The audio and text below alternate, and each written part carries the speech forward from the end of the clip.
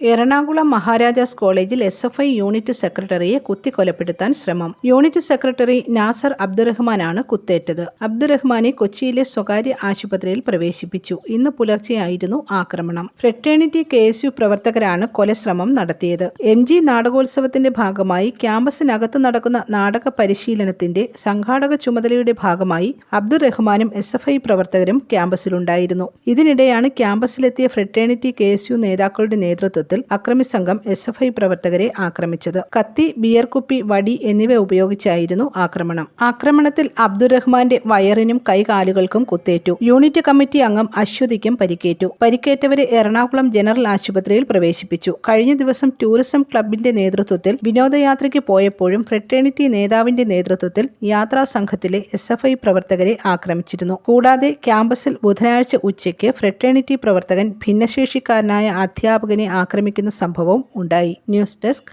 Press Malayalam.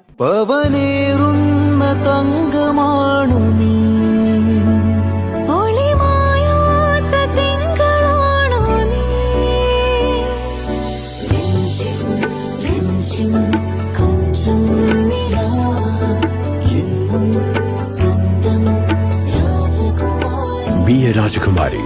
Rajakumari Gold and Diamonds. The trust of Travancore. Rajakumari.